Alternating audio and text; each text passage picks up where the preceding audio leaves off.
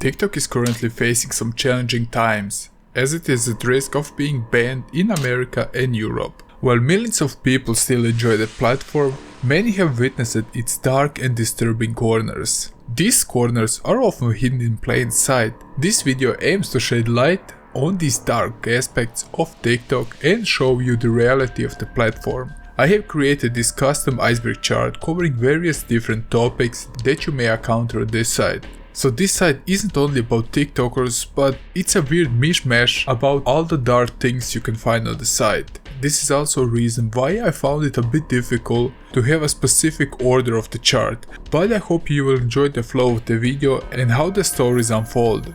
If not, there are timestamps for each entry, so feel free to jump around. However, most of the entries are ordered by how disturbing they were to me. I also want to emphasize that this video features some very explicit themes. Like everything that comes to your mind right now, there is a good chance that is featured in this video. Because of this, there is also a very high chance that YouTube will try to suppress this video, like some of my other videos. So engaging with the video by leaving a comment, liking it or subscribing to the channel if you're new would really help me a lot. Without further ado, let's explore the darkest corners of TikTok. Enjoy the video.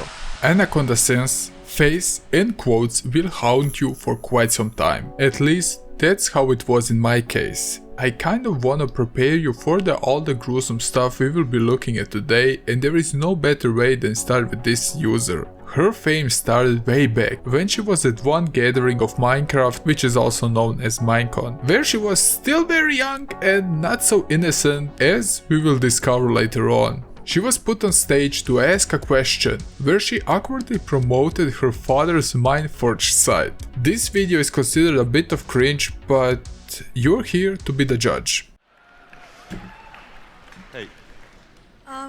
Would you like to join my dad's Minecraft server, Mindforged? I've got business cards here if you would like to join. Join his Minecraft what? Minecraft, mindforgecraft.com. Oh, Mindforgecraft. He's had it up for like, But her fame really skyrocketed after she confessed some things on TikTok. Because I don't use TikTok much or at all, I discovered there is a thing where you can go live with people and it's like a dating where you can find yourself a date. This is completely irrelevant to the story. What important is that Anaconda started to share some things how horror movies would really excite her and get her really going. But to make this entry really work, I need to show you the clips from the live to show you its disgusting nature, to really get the message across. Isn't that what it means when you said like people get excited by horror movies? Like, I never said anyone was excited by horror movies. I just said that I like them. Right? Like it gets you going, right? No. What do you feel then when you watch them? Like then what was the point of you watching it then? To not be bored. Well, there was that whole trend. Do you guys remember that trend where like everyone was doing like the ghost face mask thing and girls were into that? I mean, it's kind of the same thing. Oh, you mean Scream? That's a really good movie. Yeah, the girls were doing that like transition with like the ghost face mask and everyone was really into it. Yeah. I had an ex-boyfriend dress up like him and I sucked. She has the same facial expression I had when I stumbled upon this video. It was awesome. I need emotional support teddy bear for this. Okay. You okay? How did that work? Like, No, wait, now she thinks I'm a freak and now she thinks I'm weird and now she thinks I'm a scary, horrible person now. No, not at all. This is completely normal stuff. You will talk to some strangers online. But trust me, this is just the beginning of how she likes to overshare some things with strangers. And this person's face was the same reaction I had while watching this clip. But this is just the tip of the iceberg. Pun intended. So before we continue with Anacondasins, I just want to emphasize how important your data is while browsing the internet, especially if you want to dig deeper into the things that we will cover today. So I'm so happy that this video today is brought to you by Aura. Have you ever tried to Google search your name and was absolutely shocked at how much of your personal data is floating around? For example, your full name, your address, your email address. This can happen to you, but also to your relatives. As we usually cover very weird and obscure stuff on my channel, I usually visit some very shady websites. And it can be quite scary and dangerous if my private data lands in the wrong hands. Data brokers will usually sell your information to scammers, spammers, and anyone else who wants to target you. Aura shows me which data brokers are selling my information and automatically submits opt-out requests for me, cleaning out my information, not only reducing the amount of spam I get, but it protects me from hackers who could use this information to help them access my social media accounts, bank accounts and other sensitive information. And also Aura, the today's sponsor, want me to mention that the AT&T security breach was revealed that over 73 million customer records, both existing and former customers, were released on the dark web. And this is a way how these data brokers would use this information, package it up and sell it to very bad people who can use it against you. If my info was compromised in the AT&T data breach, I wouldn't worry because Aura is always on, always doing the hard work of keeping me safe. They provide many things, all under one app, which is super handy, but not only handy, but it's also very reasonably priced.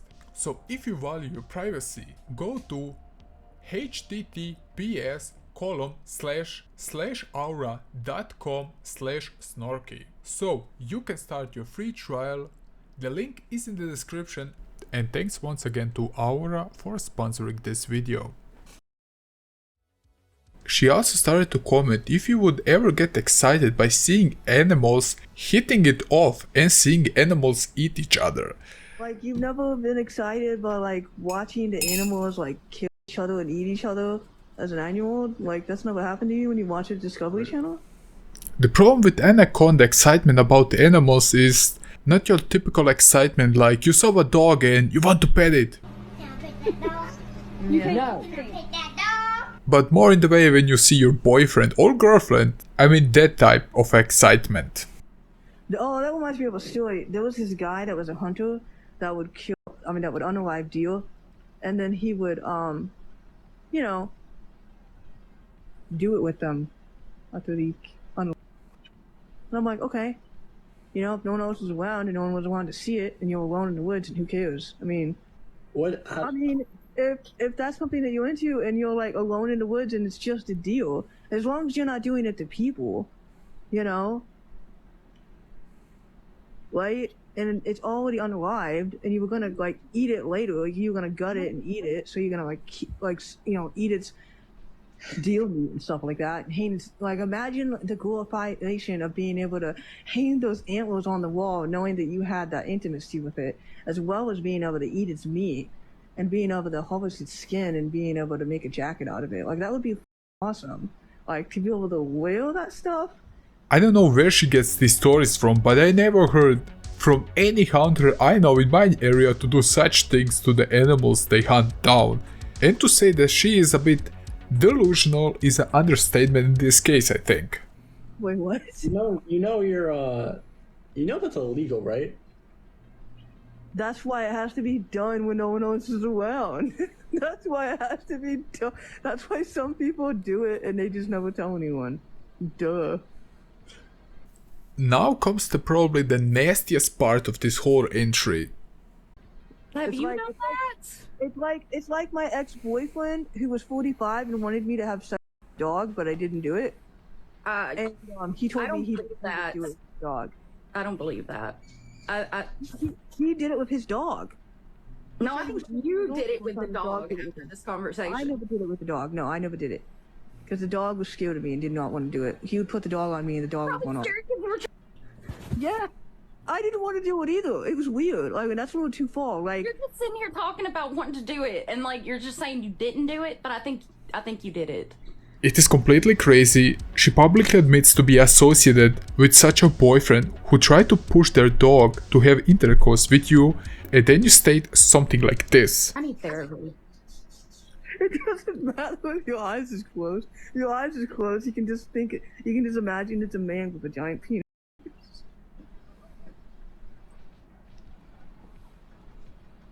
I'm glad my dog's not in here for you to ogle at. Every dog has a different size. This is completely insane. To think that it's okay to do such things as bestiality and necrophilia when nobody is looking and you can't be caught, and how those things excites her, again, it's completely wrong. I don't wanna use any harsh language as YouTube guidelines are pretty strict, but I hope we can at least agree it's very disturbing. The problem is that she gained some followers because of those quotes, but later TikTok decided to ban her as the platform would not allow such people to speak openly about such topics. But her childhood wasn't any better. Please look at this part and then we can wrap this up. So, you should not be I proud. fed my sister's guinea pigs to the dog. What the f? That's not a flex, Yeah. bro. That's what I did when I was 7 years old. Because I wanted to see them get eaten by my dog. Why would you even say this, dude? Because it's what I did. I used to shake the rats' cages until hang them on nails and stuff like that. But that's who you were in the past. That's fucking. You need help, like for real.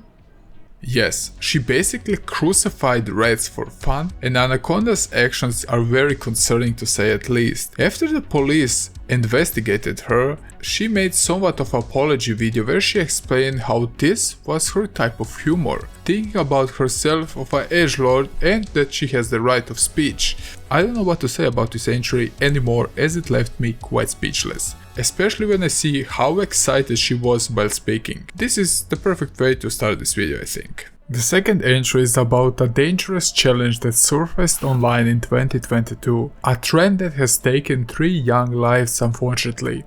The Angel of Death challenge is where you need to meet the Angel of Death himself and escape in the last second. But how can you achieve something like this? Well, you need to jump in front of a moving car or truck and avoiding being hit in the last second. And this is what the whole challenge is about. And you obviously need to be filmed while doing it so you can later brag online that you escaped death. If this sounds incredibly dumb and dangerous, it's because it simply is. It's no surprise that this challenge took several lives when this trend was at its peak of popularity. The challenge was quite popular in Indonesia under the name Malachite Maut. There is also footage about how an 18-year-old in the city of Tangerang died on the spot when he was run over by a truck while trying to create this engaging form of content. There were cases reported where kids would end up hurt badly with fractured skulls, limbs and broken teeth.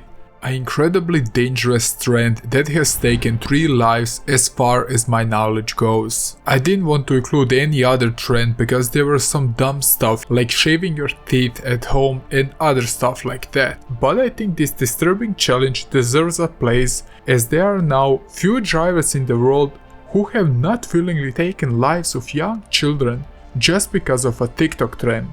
And that's a heavy burden to carry until the rest of your time. This entry left quite a bitter taste in my mouth.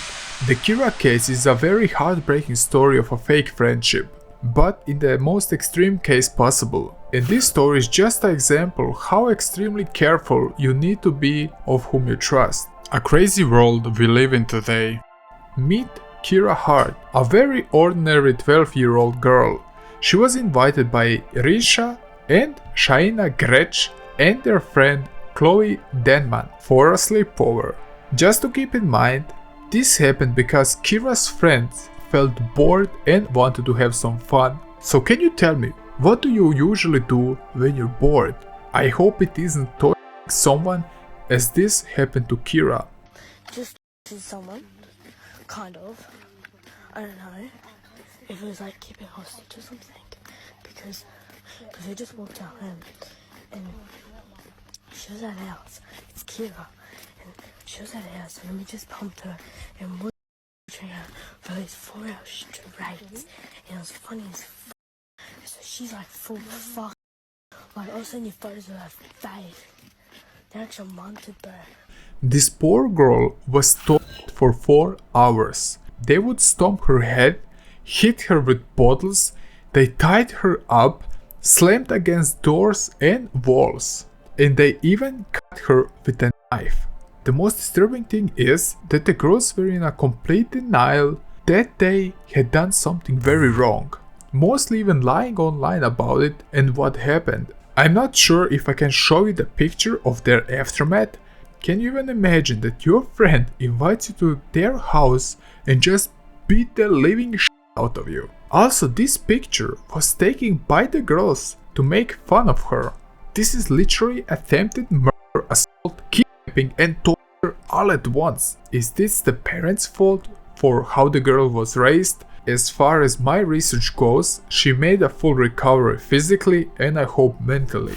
But yeah, that's the first layer, and I promise the ride will go only more insane as we go on. Haneen is an Egyptian TikToker who managed to get almost 1 million followers. Before she was sentenced to jail over bizarre circumstances, her account is temporarily suspended because she was sentenced to 10 years in prison for human trafficking. But human trafficking is definitely a term you're familiar with, but the court in this case refers to something completely different.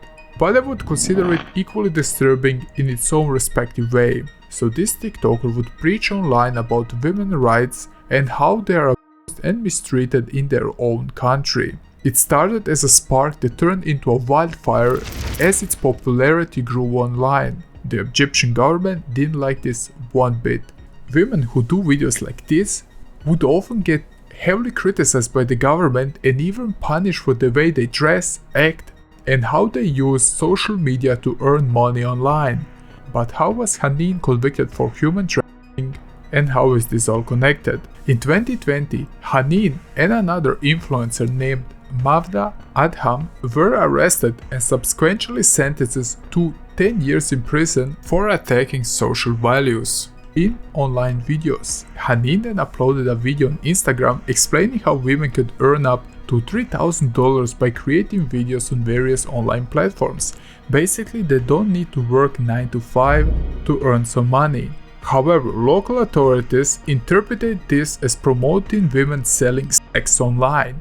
While the court was going on, she gained even more fame. She was sentenced to 10 years in prison, but the sentence was later reduced to 3 years, which means that she will be free sometime in 2025. It's a quite interesting story I wanted to include on this iceberg chart, as it really shows how the world culture is very different around the world, and this entry does raise some concerns and questions about women's rights and your right to express yourself, because some things which are completely normal in some parts of the world are completely looked down upon in others, and I do think this is another dark corner of TikTok.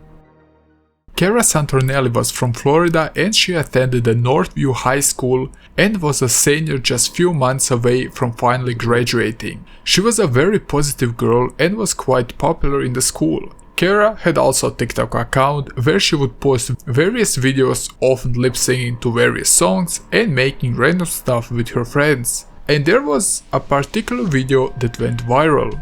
She made a video where she stated, "When they try to call me a bad driver, but I never hit a person or an actual car."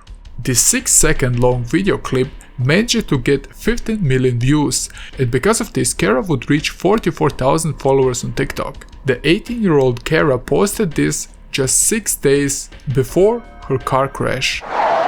You see, Cara was driving down the highway 29 in Escambia County, Florida on March 17, 2023.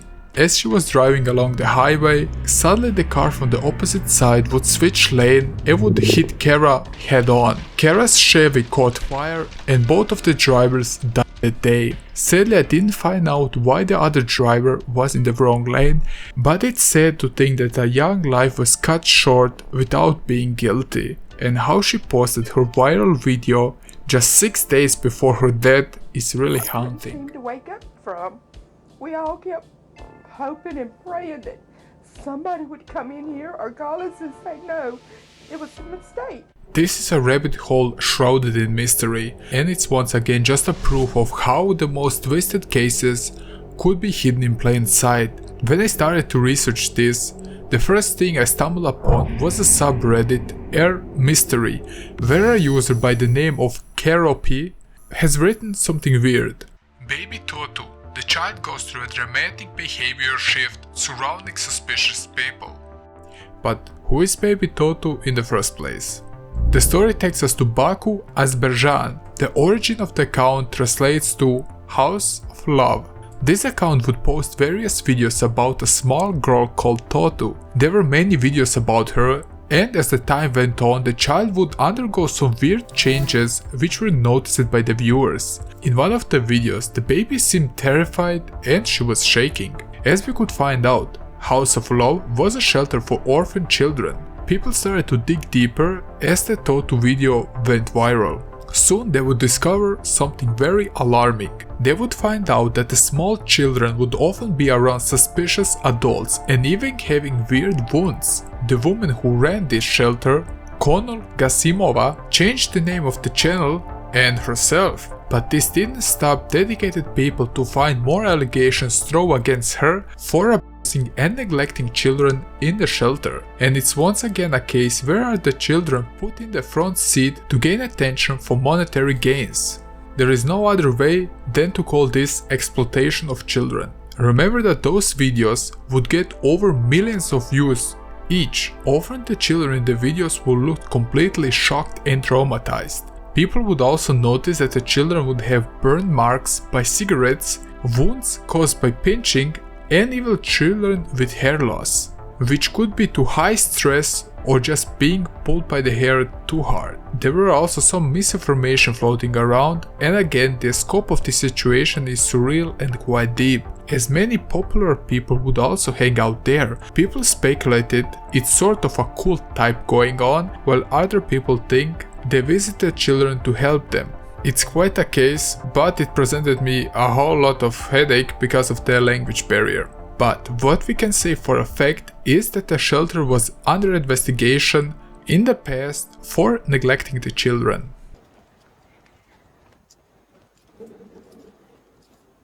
Hi girl. I like you. What are you doing? I like you. I just saw you running. I like you. Often we have discovered that communities like Minecraft or Five Nights at Freddy's are a breeding ground for predators.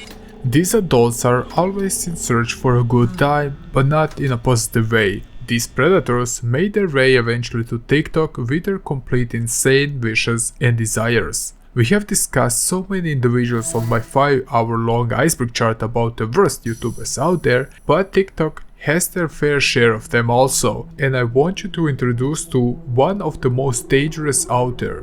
Say hello to Dan Silly, known as the Downtown LA Predator, a name that he wears like a badge of honor, while on the side trying to build his own cult based on PDF stuff. His career started actually quite normal, as he wanted to become a motivational speaker in 2011, then started a vlog channel, and he also started to write. It seemed like he would have a bright online career ahead. He would also talk about fitness and how to stay positive, somewhat like a Dan Lok type of a guy.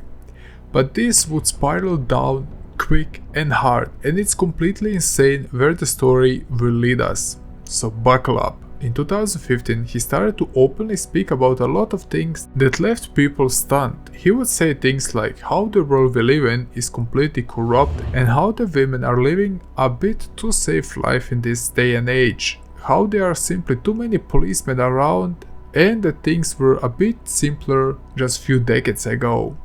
This place, the place is too safe with police. In other countries, it's way less safe. In order to get a bodyguard man, that will protect you, you need to be a good woman. You need to act well. But in here the women don't need to act well, so therefore... He started over time to become hostile towards women, commenting how they have lower IQs and need to be submissive. He started to walk up to random women in the streets and started to comment very inappropriate things, and barely taking no as an answer, as girls would say he doesn't have their consent to film them. But he wasn't bothered with this at all, as he doesn't need any consent. I mean, what for? I'm choosing you out of all these people. Oh wow. Are you taken, or are you... Single. You are? You're rejecting me for some reason? Why are you rejecting me? Are you rejecting me? He's asking. asking you a question. Yeah, like why would His targets started to become younger over time, often being underage. He would lurk around the corner with his camera and try to talk to random girls. It's no wonder he got arrested and also registered as a sexual offender. The parents of one of the girls he had filmed was actually 15, and the parents decided to sue him for sexual harassment. I like you. I like her. I like you. Happy New Year. What's your name? What's your name? Huh? What's your name? What's your name? Sam? Are you 18 years old? You're not? Sorry. I don't want to touch you because, sorry. Or do you want to touch me? It's okay if you... Sorry. I love you. Bye. Happy New Year. Yeah! Yes! This didn't stop Dan in any way from continuing to film his videos. After that, he would completely change his interest to underage girls. It's no wonder that he would later also move from YouTube to TikTok. The explanation why he moved to TikTok was quite interesting. He said it's quite pornographic to him. Or he was a completely different page than I was, but that's how he saw the world of TikTok. He also had a desire to create a community, an incredible social extra world by the name LTBLP, live the best life possible. How are you? How are you today? What's your name? Huh? Why not? Well, you don't have to. Like, see when they do that, I don't like this. I don't like myself. As time went on, he was completely obsessed by finding a 14-year-old wife so he could have his way with her. But wait, I have a Twitter post for you just about this.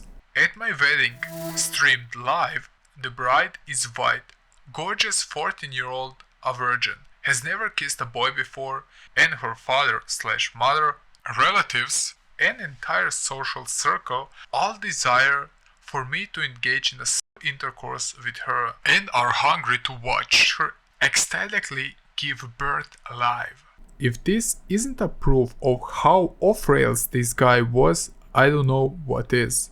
He would often talk online about young girls and spread his ideology. This twisted individual, as far as my knowledge goes, has been banned from TikTok and YouTube. He's a guy who doesn't believe in women's rights, doesn't believe in consent, is attracted to underage girls, and is clearly a sex addict and offender. And he also wants to build a cult where he could spread his PDF beliefs. The biggest problem is that this guy is still free and online. I don't want you to try to find him or send any hate towards him, as this video is only educational, and if you see him in real life, just turn away and run. I'm a nice person. I'm happy. I'm a good guy, you know? Isabella Guzman's case was quite interesting and got wide media attention. This case is not about a TikToker, but rather about how her case impacted the community of TikTok, and I still think this deserves a spotlight on this iceberg, as it sparked quite a trend. The story of Isabella is set in 2013, when Isabella was only 18 years old. Her case was quite popular on TikTok, but for all the wrong reasons. Now, why is her case so special or dark or trendy? Well, it's a story of a criminal who lacks any remorse whatsoever.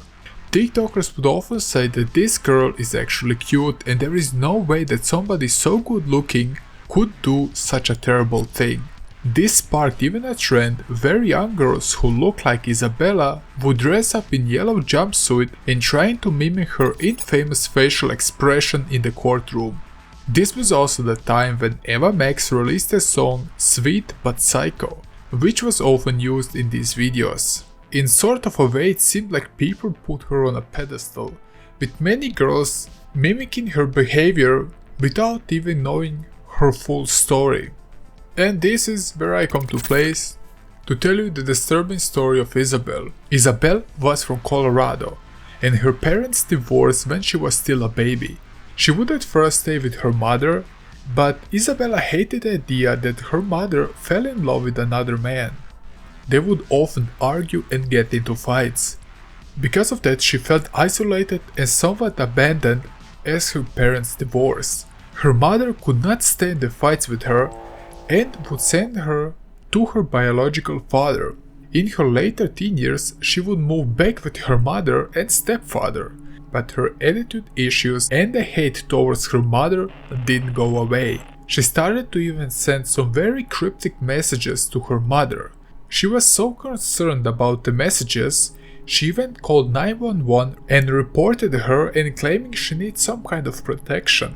That same day, Isabella did something horrible. She slipped into the bathroom while her mother was preparing to get into the shower. Suddenly, her stepfather, who was in the living room, started to hear screaming. He would run up to the bathroom upstairs. He would try to break in, but Isabella was blocking the door from the other side. Suddenly, he would see blood coming under the door. But then, all of a sudden, Isabella would emerge out of the bathroom with a knife covered in blood. And then the stepfather would see his wife's body naked on the floor. Later it was discovered she was stabbed 79 times, 31 stab wounds in the face and 48 stab wounds in the neck area. He tried to perform CPR but with no luck. I don't want to imagine how the poor guy felt after seeing his wife in such a condition and then starting to perform CPR just to do something while probably being quite sure it's already over. In the meantime, Isabella went missing. The police would then start a manhunt after Isabella, and she was found in a local parking garage after 16 hours of intense search, which even included K9 units. When the police finally find her, they managed to arrest her without any problems. And this is the part where the TikTok trend starts. She was filmed in the courtroom where she made a smirk which made her very infamous. She looked in such a weird way at the camera that people thought she had no remorse. The case itself was really straightforward.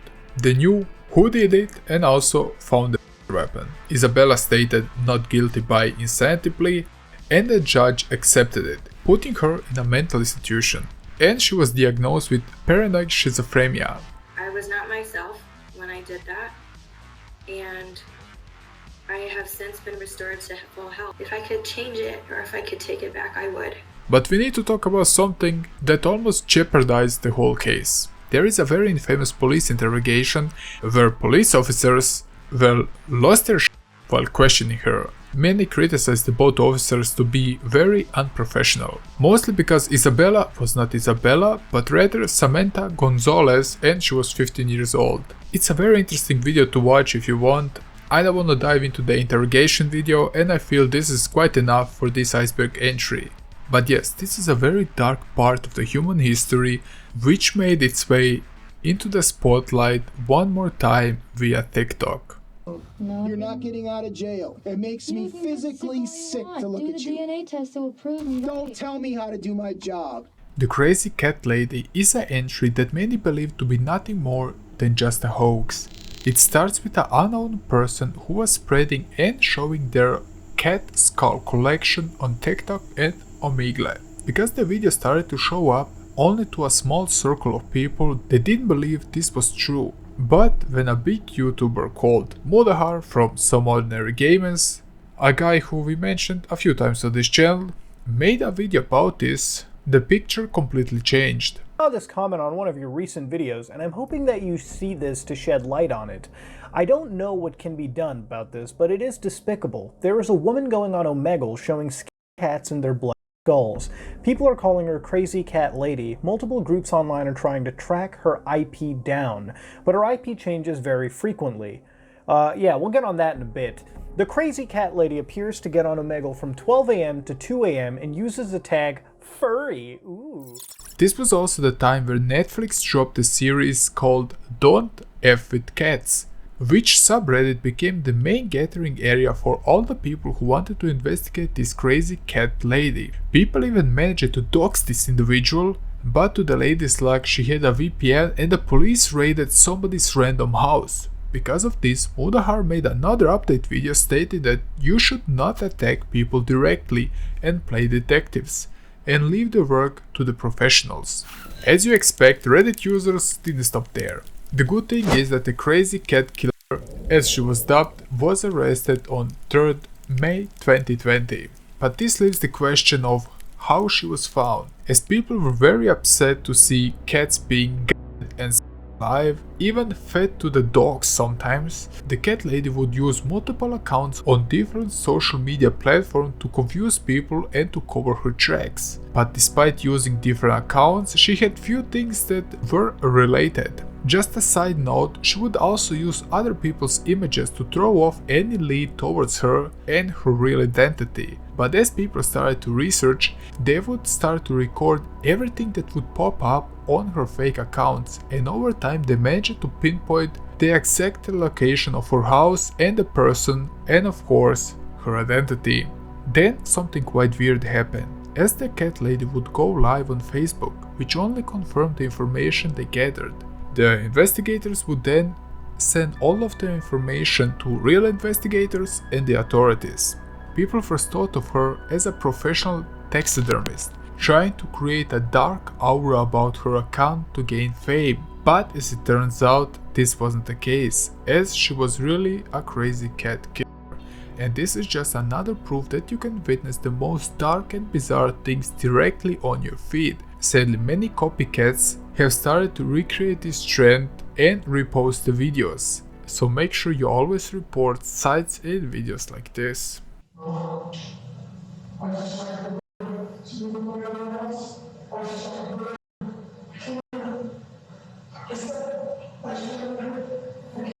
I got many times throughout my worst YouTuber series comments from you guys how you would find out some disgusting stuff about your favorite creators. Often you would not believe that people who you follow when you were a bit younger turn out to be killers or even worse. This case surprised me as I stumbled upon this guy a few years ago. I wasn't a huge fan of his and I even didn't know his name, but I remember stumbling upon his channel and a few videos of his, especially his Skyrim videos. You keep your filthy hands to yourself, thief.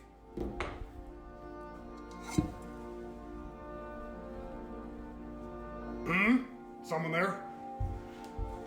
Ali Abulaban, otherwise known as Jinnkid, was a very popular influencer online. He had almost 1 million followers on TikTok and sits of 200k subs on YouTube. With all of his social media profiles combined, he would have easily over 1 million followers. He was known for his shorter type of videos impressing various actors and singers, often like 6ix9ine, Nicolas Cage, but he would also do Skyrim NPC-like videos where he would act as a NPC or a Skyrim player.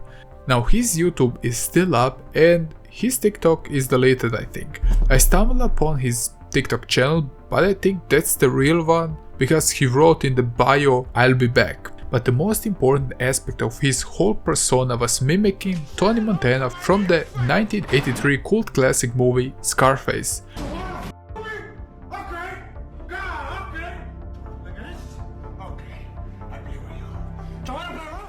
And just to state, I absolutely love Scarface. I think I watched the movie like 10 times at least. And I don't know when will be the next time we mention Scarface, so I just wanted to put that out there. Jinnkid was, like me, completely obsessed with him and wanted to make a prequel film about Tony Montana.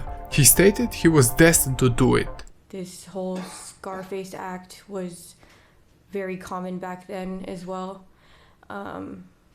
He just always had to be better than everybody else in the room. And hey, he can shoot the first scene of the movie directly from his prison cell, as he will stay there for quite a while. The story of Jinnkid begins in 2021, where Jin's personal life wasn't at its peak. His relationship with his wife Anna would end up in a breakup. Well, sort of, because she kicked Jin out of the apartment. That made him absolutely crazy and jealous. He desperately wanted to be with her. The couple had also a 5-year-old daughter, and he had a brilliant plan to spy on his wife. Once Anna was gone, he sneaked into the apartment, used the secret key he had, and installed a spying software on his daughter's iPod. While listening to the app the later day, he overheard his wife and a man giggling. Jin completely snapped in that moment and drove directly to his ex-wife. Jin told the police upon entering the apartment he saw his wife and another guy who had his arm around his wife. Jin would then pull out a 9mm gun and shoot the friend 3 times in the head and Anna once directly in the forehead.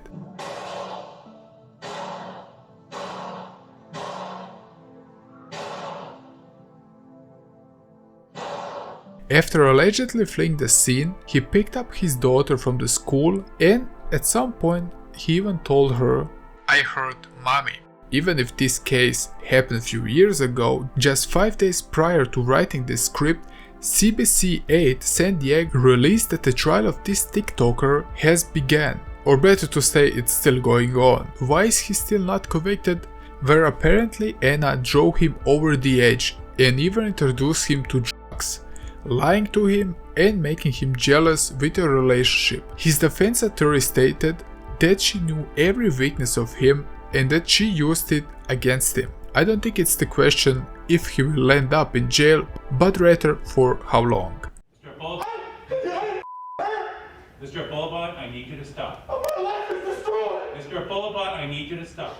But there is even a good chance he could get the death penalty because of this, as the article stated. So this crazy Tony Montana fanboy, just like in the movie, was completely driven by jealousy and rage before killing another human being, and in this case even 2. But the most chilling part of this entry for me was when in the courtroom they described how Anna was killed and you can hear in the background her whole family crying. Very uncomfortable stuff. And then he fired at his wife, leaving 1 gunshot wound in her forehead, again from close range.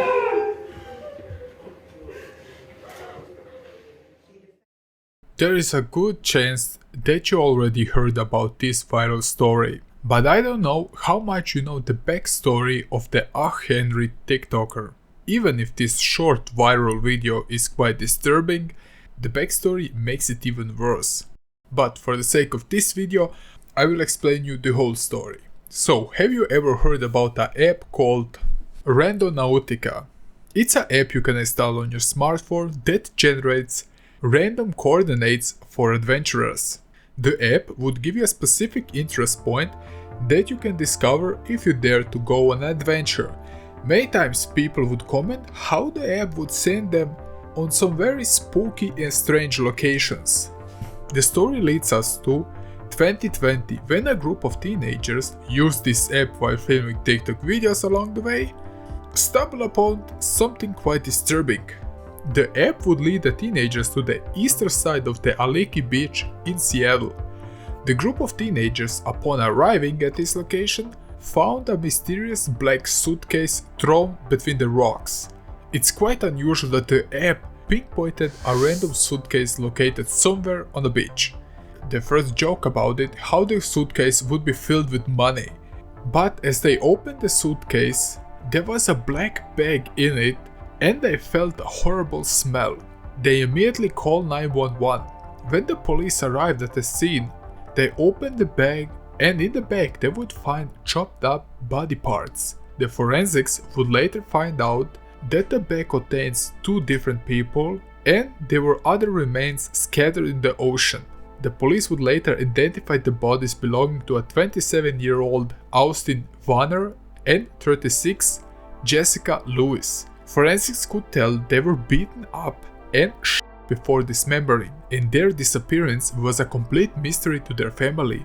And they also have been together for over 8 years at that point. Many young people today face the harsh reality of not owning a home, and most live as tenants. This was the case with this couple. The police would then trace the last phone call of the couple from the house they rented, with the last 2 calls being their landlord Michael Dundley and 911. The police obviously wanted to take a look at the house and wanted to investigate Michael Dundley, who was 65 at the time.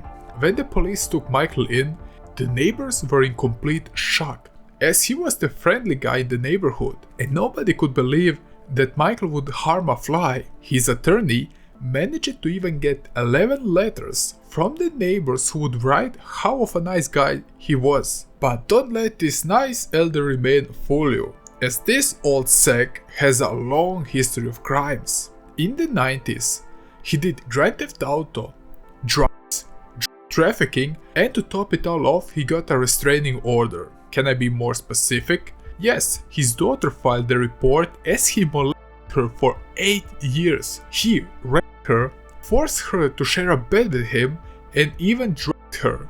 And she would also receive the casual death threats every now and then. This girl was left with a psychological trauma for life. But somehow this was all swept under the rug as just domestic violence. Michael never received any harsh punishments for his actions. It was also reported in 2016 that he beat his girlfriend with a handgun. The man was completely unhinged, but somehow he managed to hide his demeanor from the neighbors.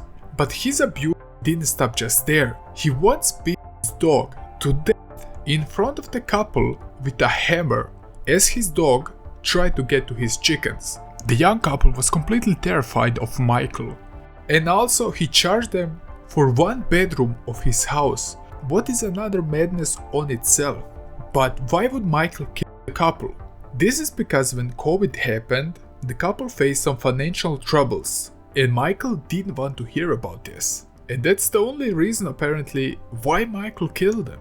When the suitcase was finally recovered and the police searched his place, they would find out that the couple's room was completely new painted and the whole place smelled of bleach. Michael cleaned up the place so thoroughly that the police would only find a few drops of blood, which could be easily a paper cut.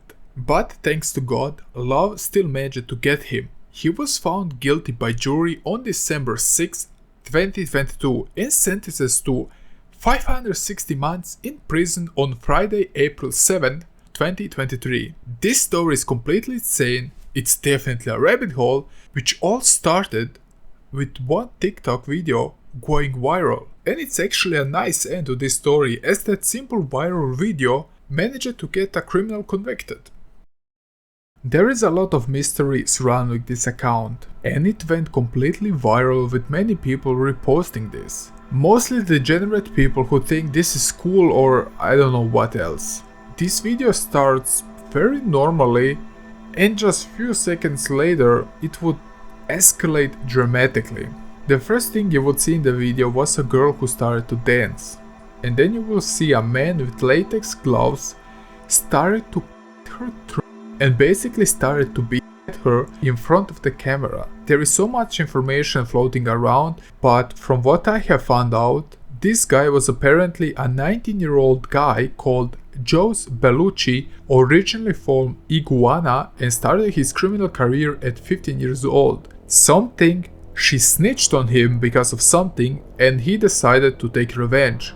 Just to mention, people also think that the girl was 12 years old at the time. This video also was quite long because he tried to cut her head off, but the problem was that the was very dull. And this took quite some time before he could end this. And you would hear the poor girl crying the whole time, but she was quiet and calm. Speculation goes that she was beaten so severely that she suffered some brain damage. Others speculate she was completely drunk at the time. Some also think this video is about a cartel who was sending a message. And one more very important thing is that the video was uploaded after her death on her TikTok page. Even if this entry is somewhat half-assed in my opinion because of the research and so many informations floating around and the language barrier in my case, what fact is that this happened and this girl lost her life. The most disturbing thing is that this video spread like wildfire over TikTok and many children have seen this video. And videos like this can really harm children and desensitize their minds. We have seen what happened in Kira's case. So if you have children, younger brothers or sisters, please check out what they are doing online. Unsupervised access to the internet can do much harm to a child if they land on the weirder side of TikTok, or like we've seen in the YouTube series with the wrong people. We have seen a bunch of predators just seeking out children and trying to manipulate them. This entry was meant more to talk about videos like this, than to cover this case itself, and I hope this is alright with you. Like I said, there is no particular way I order this chart. Some entries are more disturbing than others, and maybe you would organize this chart a bit differently. I would be also very happy if you came up with your wishes for the next video. And I'm also thinking about to make a standalone iceberg chart about the worst YouTubers, as there were so many requests in the comment sections. So why is this almost at the bottom? The story starts very normally with a normal American family. The story is centered around Claire Miller, born in 2007 in Lancaster, Pennsylvania. She was raised by two loving parents, Mark and Marie. She was an upbeat and happy child, and also very healthy. You see, she also had an older sister, Helen, who was 19 at the time, and she was bound to life in a wheelchair and needed somebody to take care of her. Nevertheless, the family accepted the situation and just lived their life. This case was set in 2021 when Claire was only 14 and Helen, like I mentioned, 19. Claire at first look was just a normal teenager. She was in alternative culture, she liked rock, punk and anime. She also had a TikTok account and she would do all the things you can expect from a teenage girl. Lip syncing her favorite song, reposting anime things and dance. The story leads us to the Sunday 21st of February 2021, where a young girl called the police and confessed a crime. At first it was very weird that somebody just straight up calls the police and goes to confess all the things they have done. But the weird part is that the girl was completely calm while talking to the police. The police would then drive to the home of the Miller family, where they found Claire outside in her pajamas. Also, it was snowing out there. The police saw Claire and at first look she was doing something in the snow, but after a better look the police realized she washed her hands with snow as they were covered in blood. The police would then ask Claire to go into the house, where Claire said she killed her sister and took them to her room. Upon entering Helen's room, they witnessed a scene that will probably haunt them for the rest of their life. Claire used a knife to stab her disabled sister to death. They first saw a pillow on their head and thought it was Claire, because she couldn't bear to take a look at her and the deed she had done.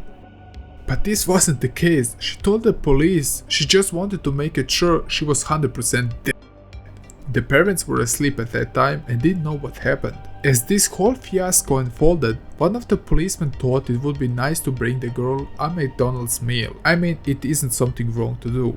And then Claire answered the policeman with, "If I knew I would get a McDonald's menu for killing somebody, I would do it much earlier." Which is a very delusional thing to say. Throughout the case, she stayed completely calm, and she didn't show any remorse for the deed she has done.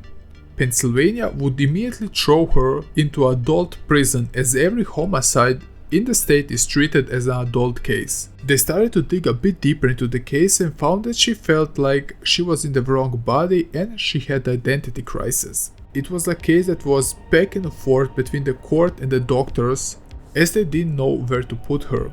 The problem was, if Claire went to the juvenile prison, she would be potentially held and let go by the age of 21. However, after 3 doctors reviewed the case, the judge deemed her too dangerous to be released and thought it was highly unlikely she would get any better. There were also some holes in the plot about how she was hallucinating the whole time, but those allegations were thrown out of the window pretty quickly. The last update I could find was on March 10, 2023. Claire Miller pleaded guilty to 3rd-degree murder.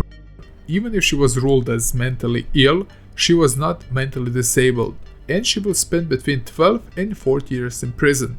Here is one completely wild theory for you. Could it be that Claire just wanted attention? That's why she made a TikTok account, so she can get attention and popularity, because at home most of the attention went directly to her older sister who needed the care. Could it be when she was at her lowest, she decided to kill her sister in an act of jealousy? This doesn't approve the thing she's done in any way, but maybe it is an explanation. And we are ending this iceberg chart with a complete mystery, which asks many questions and gives just a few answers. In February of 2022, a TikToker wanted to go on an adventure, and what he had found shocked the community of TikTok and left them quite disturbed. The user Beanbag is a Chinese Douyin user, the original version of TikTok, who was also an urban explorer. What do I mean by that? He would usually explore many different locations around the country, which are left to deteriorate as time goes on, often entering the buildings and examining things he would find in there. This time he heard about a huge complex of buildings located in a rural part of China. Beanbag decided to hit the road and go on another adventure to fulfill his curiosity, but also to show his followers what would he found. As he enters the complex, it was obvious that time wasn't nice to this building. It looks like a building from the 80s which is completely in ruin. But this wasn't an ordinary building, because there is a rumor that under the building was actually an abandoned underground laboratory. Beanbag decided to go underground and into one of the rooms, which had reeked heavily. Beanbag, armed with a mask and his curiosity, decided to go in, only to discover what looks like pools filled with water. After a better examination of the water, which was really thick and green, floating baby bodies. Beanbag would immediately run off and shut off his camera.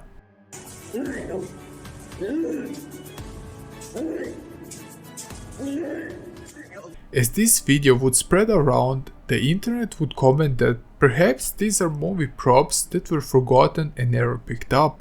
Other people just wrote it off as a hoax to gain fame and attention, but among them were also people who like to question everything, and to write this off just as a hoax was a bit too easy. After all, Beanbag got sick and the bodies were floating in there in different stages of decomposition. A question that immediately popped up: why is the building over a few decades old and the bodies seemed like only a few months? But Beanbag decided to never speak about this, which raised also many questions. He started to post his usual videos and never mentioned the things he had found in the laboratory. Only a few months later, he decided to go back. The second time he arrived, things were a bit changed and he immediately noticed that things were moved around. But there was a surprise to him. But what was a surprise to him and his viewers that after 10 months he didn't visit this place, the bodies were still here, but the bodies were more decomposed. And he even mentioned in the video how the place smelled even worse than last time. The most disturbing thing is how the water level was higher than the last time and how he had found more clothes than the last time, which means that the pool is still being used. Many commented on how the bodies were just too real and it seemed that this isn't fake at all. Beanbag would return to this building 2 more times and focus his search of the deeper levels of the laboratory, where he would find different skulls which range from small children to grown-ups. This sparked many theories. One which was quickly disproven was that it was a compound of a serial killer, but there were simply too many bodies scattered around that this could be work of a one man or even few men. But in the second video, it could be also seen that the children were open in their chest area. This got people speculating if this could be some mass black market organ operation where they would harvest organs from young children and sell them off to the sick and wealthy people around China. Perhaps the harvesting isn't done here, but this was the location to dump their bodies as nobody would find them. We can also address that China has the lowest percentage of organ donors in the world comparing it to its size. This led that many people in China started to point their fingers at the government. It could be a case that the rich would exploit the poor so they can save their lives or of their children. Just to mention, there were many different speculations going around, and I also want to include one story that maybe debunks this, but I let you to be the judge. It's fake because everybody has the same limb position and joint angle. Also, there aren't any maggots, those are mosquitoes larvae in the water. You notice that there aren't any maggots on the actual bodies. There should be a large masses often clumped up all over, and there should be a lot of more mature flies in various life stages. Notice also there are no animals alive or dead. Do with this comment whatever you like, but do you really think there is a secret government project which really harvests organs?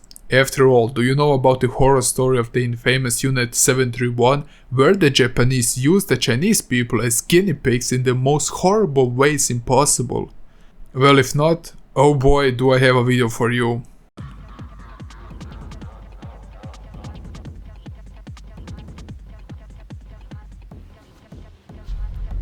Let me know what you think about this, if this is just a huge hoax to gain attention, and I'm interested in your theories. If you're hungry for more videos like this, remember to check out my channel. I'm so happy if you're still watching this video. Please remember to smash that like and subscribe button, because YouTube really loves to suppress videos like this, and if you're feeling extra generous, you can always check out my Patreon. The money will be probably spent on coffee, so I have that extra power to make long videos for you, like this one. Thank you for your support, I've been 𝙀𝙘𝙚𝙧𝙩, and until the next deep dive, stay safe.